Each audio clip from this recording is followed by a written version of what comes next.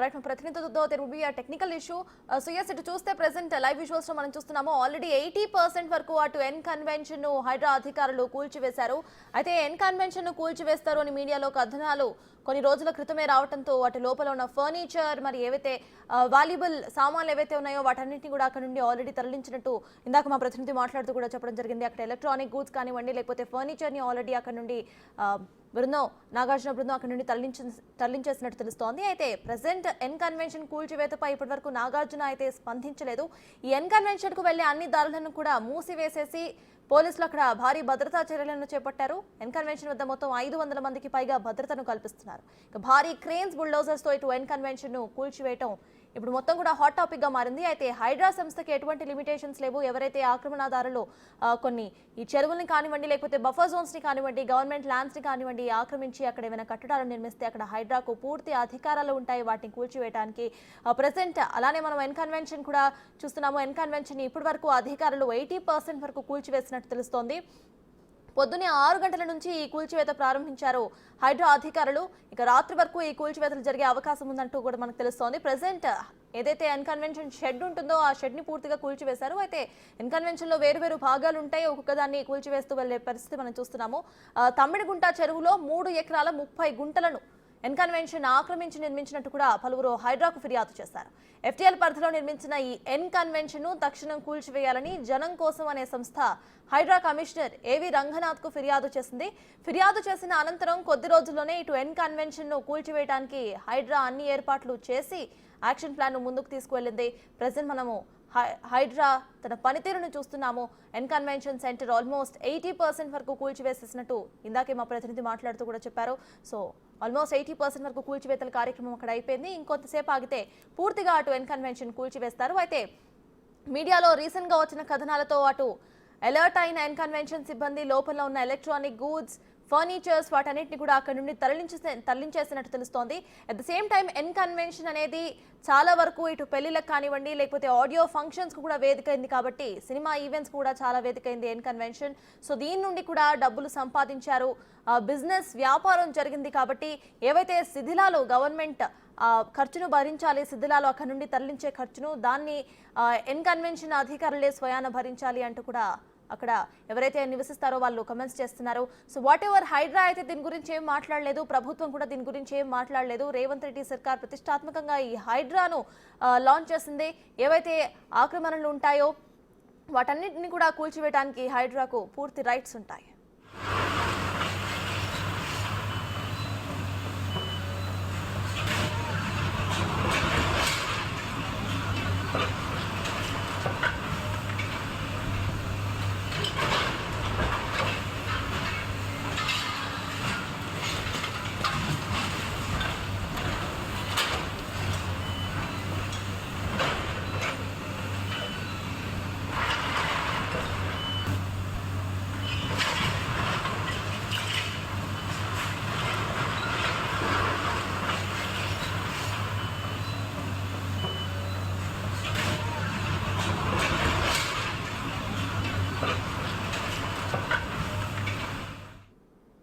Hyderabad hitech సిటీలో ఉన్న hero Akkineni నాగార్జునకు చెందిన ఎన్ కన్వెన్షన్ ను హైడ్రా అధికారులు కూల్చివేస్తున్నారు.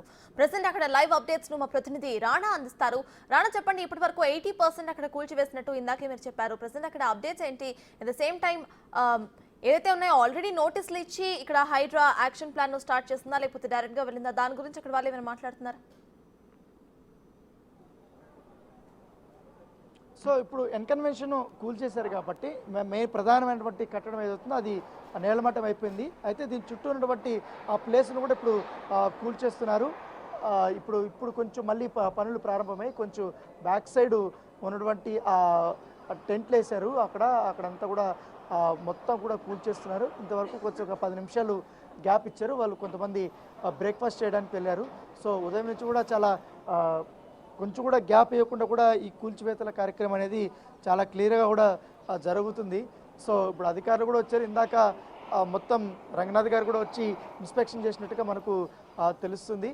సో అక్కడ ప్రొక్లైనర్ ఏదైతే కట్టర్ ప్రొక్లైనర్ ఉందో అది మొత్తం అంతా కట్ చేస్తుంది. మొత్తం అక్కడ ఉన్నటువంటి మొత్తం ఐరన్ రాడ్స్ కానీ ఐరన్కి సంబంధించిన అంతా కూడా పెద్ద పెద్ద ఉంటుంది కాబట్టి వారిని అంతా కూడా కట్ చేస్తుంది. సో అదంతా కూడా పూర్తిగా డెమాలిషన్ అయిపోతుంది. సో ఆల్మోస్ట్ ఒక ఈవినింగ్ లోపల కూడా ఈ యొక్క కార్యక్రమాన్ని అంతా కూడా క్లోజ్ అయ్యే అవకాశం ఉంది. అయితే వెనకాల మనకు కొంచెం బ్యాక్ సైడ్ కనపడుతున్నటువంటి అపార్ట్మెంట్స్ ఏదైతే కనపడుతున్నాయి చిన్నగా, ఆ అపార్ట్మెంట్లు కూడా ఈ జోన్లోకి వస్తాయనేసి కూడా అధికారులు దృష్టికి వచ్చింది. సో వాటికి సంబంధించిన డాక్యుమెంట్స్ కూడా వారు చెక్ చేస్తున్నారు. చెక్ చేసిన తర్వాత వాటిపైన కూడా చర్యలు తీసుకునే అవకాశం ఉన్నట్టుగా మనకు సమాచారం అవుతుంది. ప్రస్తుతం అయితే ఈ చెరువుకు సంబంధించినటువంటి ప్లేసు ఎంతవరకు వస్తుంది, దీని లిమిట్స్ ఏంటి, లిమిట్స్ అయిపోయిన తర్వాత ఈ ఎఫ్టీఎల్ అనేది ఉంటుంది కదా, ఆ ఎఫ్టీఎల్కి సంబంధించిన పరిధిలోకి వచ్చేటువంటి అంతా కూడా ఆల్మోస్ట్ చాలా వరకు కూడా ఈ నిర్మాణాలు చేపట్టేశారు. వాటిని కూడా ఎప్పుడు డెమాలిషన్ చేస్తారనేది కూడా ఒక క్వశ్చన్ మార్కు. ఎందుకంటే కాకపోతే అవన్నీ కూడా కొంచెం ఎక్కువ మంది కబ్జా చేశారు, తక్కువ ప్లేస్ని ఎక్కువ కబ్జా చేశారు. కాకపోతే హీరో నాగార్జున మాత్రం ఈ ప్లేస్ అంతా ఇప్పుడు ఆయన ఎన్కన్వెన్షన్ కట్టినటువంటి ప్లేసు దాదాపు 3.5 ఎకరాల నుంచి 4 ఎకరాల వరకు ఉన్నాయి. దానితో మళ్ళీ ప్రత్యేకమైన ఒక రహదారులు కూడా ఏర్పాటు చేసుకున్నారు. అంటే ఎటువైపు వచ్చిన ఎన్కన్వెన్షన్కి చేరుకునే విధంగా ప్రత్యేకమైనటువంటి దారులు కూడా ఆయన ఏర్పాటు చేసుకున్నారు. కాబట్టి అవి కూడా అంతా ఈ చెరువుకు సంబంధించినటువంటి ల్యాండ్ అనేది కూడా అధికారులు నిర్ధారణకు వచ్చారు. సో ఇప్పుడు అన్నీ కూడా పూర్తిగా నేలమట్టం చేసినటువంటి నేపథ్యం కనపడుతుంది. కాకపోతే అత్యంత డేరింగ్ డిసిషన్ అని చెప్పుకోవచ్చు. ఒక టాప్ హీరోగా ఉన్నటువంటి నాగార్జున గత ప్రభుత్వంలో ఇటు అన్నపూర్ణ స్టూడియోకి నోటీసులు వచ్చాయి, దాంతోపాటు ఈ ఎన్కన్వెన్షన్ కూడా పడగొట్టేస్తామని కూడా నోటీసులు ఇచ్చారు. అప్పట్లో కేటీఆర్ ప్రత్యేకంగా కూడా నాగార్జునతో మాట్లాడుకొని తర్వాత దీన్ని కూల్చివేయకుండా చేశారనేది కూడా కొన్ని ఊహాగానాలు, కొన్ని విమర్శలు కూడా వచ్చినటువంటి పరిస్థితి. కాబట్టి అవన్నీ విమర్శలకు మాత్రమే పరిమితాయి, కానీ యాక్షన్ అయితే తీసుకోలేదు ఎవరు. అయితే జనం కోసం అని ఆర్గనైజేషన్ నడుపుతున్నటువంటి ఎవరైతే కసిరెడ్డి ఉన్నాడో ఆయన 2012 నుంచి కూడా దీనిపైన ప్రత్యేకమైనటువంటి పోరాటం చేస్తున్నారు. ఆ పోరాటానికి ప్రతిఫలంగా ఇవాళ ఈ యొక్క అక్రమ నిర్మాణం అనేది కూల్చివేస్తున్నటువంటి పరిస్థితి అయితే కనపడుతుంది. సో ఇంకా ఈ కూల్చివేతలు అనేది ఇంకా జరుగుతున్నాయి. జరుగుతున్న తర్వాత రేపటి నుంచి మరొక ప్లేసు చాలా ఇంపార్టెంట్ అయినటువంటి చెరువు దగ్గరికి కూల్చివేతలు ఉన్నట్టుగా తెలుస్తుంది. సో ముందుగానే వాళ్ళకందరికీ నోటీసులు ఇచ్చి ఏమన్నా ఉన్నా లేకపోతే ఖాళీ చేసామనేది కొంతమంది చెప్తున్నారు. ఇంపార్టెంట్ విలువైనటువంటి వస్తువులు కూడా ఏమన్నా చేంజ్ చేసుకోవాలంటే కూడా చేంజ్ చేసుకుంటారు. కొంతమంది ఈ అపార్ట్మెంట్లో నివాసం ఉంటున్నటువంటి వారు మాత్రం వాళ్ళకి కొద్ది సమయం, అంటే కొంతమంది నెల రోజులు కూడా సమయం అడిగారు, ఎందుకంటే వేరే చోట చూసుకోవడానికి కొంచెం సమయం కావాలి. అలాంటి వారు కూడా పర్మిషన్ ఇస్తున్నారు. సో అక్రమంగా కట్టినటువంటి అపార్ట్మెంట్ అంతా కూడా ఆల్మోస్ట్ నేలమట్టం చేస్తున్నటువంటి పరిస్థితి అయితే కనపడుతుంది. సో ఇవాళ ఈ చెరువుని కాపాడినట్టే, ఈ చెరువు కాపాడడం వల్ల చాలా వరకు ఈ ప్లేస్లో అంటే ఈ హైటెక్ సిటీ కానీ, గచ్చిపోలు కానీ, కొండాపూర్ కానీ, ఆఫీస్పేట కానీ వెళ్ళే దారి, ఈ మాదాపూర్ కానీ ఇవంతా కూడా పెద్దగా వాటర్ వచ్చిన తర్వాత ఈ మొత్తం రోడ్డు మీదకి నీళ్లు రావడం కానీ, ఈ నల్లాల పొంగిపోవడం కానీ ఇవన్నీ తగ్గే అవకాశాలు ఉన్నట్టుగా మనకు సమాచారం. ఎందుకంటే ఈ చెరువును కూడా పూర్తి స్థాయిలో క్లీన్ చేసి దాంట్లో ఉన్నటువంటి గుర్రపటెక్క సంబంధించిన అంతా తీసేసిన తర్వాత మొత్తం క్లీన్ చేసి కొంచెం లోతుగా కూడా మరి యొక్క ఈ చెరువునంతా కూడా తవ్వి అక్కడ ఉన్నట్టు రాళ్ళు అవన్నీ కూడా పెద్ద పెద్దవన్నీ తీసేయడం వల్ల కొంత ఒక లేక్ లాగా తయారు చేయడం వల్ల, దాంతోపాటు ఒక మొత్తం చుట్టూరా ఈ చెరువున్న చుట్టూరా కూడా మంచి ఫుట్పాత్లు ఏర్పాటు చేసి మొత్తం సాయంత్రం పూట వాకింగ్ ట్రాక్ కానీ ఒక పార్క్ లాగా నీట్గా చేయాలని కూడా ప్రభుత్వం భావిస్తున్నట్టుగా మన సమాచారం. దీనివల్ల అందరూ వచ్చి ఆహ్లాదకరంగా కూడా సాయంత్రం పూట ఉదయం పూట కూడా వాళ్ళు వాకింగ్ చేయొచ్చు, ఇక్కడే స్పెండ్ చేసుకునే అవకాశం ఉంది. టూరిజం స్పాట్కి కూడా ఇది ఉండే అవకాశం, ఎందుకంటే ఈ ఐటీ కంపెనీస్ ఎక్కువ ఉంటాయి కాబట్టి ఈ ప్లేస్లో ఇలాంటి ప్లేస్ని ఏర్పాటు చేయడం అనేది కొంచెం గొప్ప పరిణామం చెప్పి ఇప్పుడు ఈ అక్రమ కట్టడాలన్నీ కూర్చేయడం వల్ల చాలా వరకు కూడా ఉపశమనం లభిస్తుందని కూడా ఇక్కడ ఉన్నటువంటి స్థానికులు చెప్తున్నారు. రాణా, ఇందాక మీరు చెప్పినట్టు విజువల్స్లో క్లియర్గా వెనక వైపు ఇండివిజువల్ హౌసెస్, అపార్ట్మెంట్స్ కూడా కనిపిస్తున్నాయి. వాటికి కూడా నోటీసులు ఇచ్చారా, లేకపోతే ప్రెసెంట్ డాక్యుమెంటేషన్ వర్క్స్ అక్కడ చూస్తున్నారా? దాని గురించి ఏమైనా అప్డేట్ ఉందా? ప్రస్తుతం అయితే డాక్యుమెంటేషన్ వర్క్ జరుగుతున్నట్టుగా మనకు సమాచారం ఉంది. అయితే వాళ్ళు చాలామంది కొంతమంది మాకు ఈ భూమి దాదాపు 50 సంవత్సరాల నుంచి కూడా ఉందనేసి కూడా కొంతమంది రికార్డులు చూపిస్తున్నట్టుగా సమాచారము. మరి కొంతమంది అయితే ఏకంగా మా పూర్వీకుల నుంచి మాకు ఈ భూమి సంక్రమించిందంటూ కూడా కొంతమంది చెప్పే ప్రయత్నం కూడా చేస్తున్నారు. సో వాటంతా కూడా ఆ రికార్డ్స్ అలాగే ప్రభుత్వం వద్ద ఉన్నటువంటి రికార్డ్స్ ఉంటాయి కాబట్టి దాంతోపాటు రెవెన్యూ డిపార్ట్మెంట్లో ఉన్నటువంటి రికార్డ్స్ అన్ని రకాల రికార్డ్స్ కూడా వాళ్ళు చెక్ చేస్తున్నారు. చెక్ చేసి కొంచెం లాకి సంబంధించినటువంటి సలహాలు సూచనలు కూడా వారు తీసుకుంటున్నట్టుగా మనకు సమాచారం. దాని తగ్గట్టుగానే ఇప్పుడు ఈ యొక్క కూల్చివేతలు జరిగే అవకాశం ఉంది. ఇప్పుడైతే ఎన్కన్వెన్షన్కి మాత్రం ఆల్రెడీ క్లియర్గా ఉంది కాబట్టి చెరువు ఆక్రమించేశారని చాలా స్పష్టంగా కూడా రికార్డుల్లో ఉంది నేపథ్యంలో దాన్ని ఇప్పుడు అఫీషియల్గా కూడా కూల్చేశారు. సో నెక్స్ట్ వాటికంతా కూడా ఇప్పుడు మనం అపార్ట్మెంట్లో చూస్తున్నటువంటి ప్లేస్ అంతా కూడా చాలామంది ఇప్పుడు అక్కడ కొనుక్కునేశారు. ఆ అపార్ట్మెంట్ ఇప్పుడు నేను చూపించే అపార్ట్మెంట్లంతా ఒకసారి జూమ్ చేసి కూడా చూపిస్తాను మీకు. సో ఈ అపార్ట్మెంట్లంతా కూడా ఆల్రెడీ కొనుక్కునేశారు. చాలామంది అక్కడ వాళ్ళ నివాసం కూడా ఉంటున్నారు. సో వాళ్ళ పరిస్థితి ఏంటి అనేది కూడా ఇప్పుడు ఒక అగమ్య గోచరంగా ఉంది. వాళ్ళకి ఎట్లా ఏర్పాట్లు చేస్తారు, ఎందుకంటే ఆ బిల్డరు వాళ్ళకి మోసం చేసి అమ్మేస్తాడు కాబట్టి అవి కూడా, ఎందుకంటే ఎగ్జాక్ట్గా ఎన్కన్వెన్షన్కి పక్కనే ఉన్నటువంటి అపార్ట్మెంట్లే. సో అది కూడా చెరువు కిందకే వస్తుంది అనేసి కూడా చాలా క్లియర్గా కూడా మనకు కనపడుతుంది. సో వాటిని కూడా చెక్ చేసిన తర్వాత వాటిపైన కూడా డిసిషన్ తీసుకునే అవకాశం ఉంది. ఇప్పుడే మరొక బుల్డోజర్ని లోపలికి జేసీబీని లోపలికి తీసుకెళ్తున్నారు. మొత్తం లోపల మరి కొంతవరకు కూడా ఈ చిన్న కట్టడాలన్నీ జరిగాయి. ఎందుకంటే పార్టీషన్స్ కొన్ని చేశారు కాబట్టి వాటిని కూడా పూర్తిస్థాయిలో కూల్చేస్తున్నారు. అయితే ఈ కూల్చేసినటువంటి స్క్రాప్ని అంతా కూడా పక్కగా జరపడానికి కూడా కొంచెం జేసీబీలు ఇవన్నీ కూడా తీసుకొస్తున్నారు. ఇది చాలా వరకు కూడా ప్లేస్ కాబట్టి చాలా ఉంది. ఇవంతా కూడా ఒకవేళ ఇప్పుడు పడగొట్టేశారు కాబట్టి వీటిని అంతా కూడా క్లీన్ చేయడానికి కూడా దాదాపు వారం పట్టే అవకాశాలు ఉన్నట్టుగా మనకు సమాచారం అవుతుంది. సో మరోవైపు ఇక్కడ మనం చూస్తున్నాం ఈ విజువల్స్లో ఇక్కడ ఒక జేసీబీ ప్రొక్లైనర్ కూడా వచ్చింది.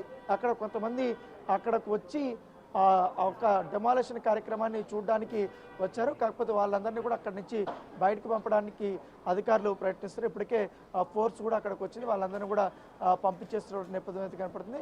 కొంతమంది ఆ చెరువు చుట్టూరు కూడా చూడడానికి వారు ప్రయత్నిస్తున్నారు. ఎందుకంటే అగ్రనటుడు కాబట్టి, హీరో నాగార్జున కాబట్టి ఆయన సంబంధించిన ప్రాపర్టీ ఇక్కడ ఉంది. ఇన్ని సంవత్సరాలు పెద్ద పెద్ద కార్యక్రమాలు ఇక్కడ జరిగాయి. ఇప్పుడు నేలమట్టం చేస్తున్నారని తెలుసుకొని పెద్ద ఎత్తున చూడడానికి కూడా చాలామంది వచ్చారు. ఇక్కడ వంటి అపార్ట్మెంట్లు పైకెక్కి మరి కూడా వీళ్ళందరూ కూడా చూస్తున్నారు. సో ఇవన్నీ కూడా వాళ్ళని కూడా కొంతమందిని ఇక్కడి నుంచి కూడా పంపించేసినటువంటి పరిస్థితి కనపడుతుంది. సో ఆల్మోస్ట్ ఇంకా కూల్చడాలన్నీ కూడా అయిపోయాయి. ఇంకా కేవలం ఒక 20% మాత్రమే ఉంది. ఆ 20% కూడా ఇంకా మధ్యాహ్నం లోపల కూడా కూల్చేస్తారు.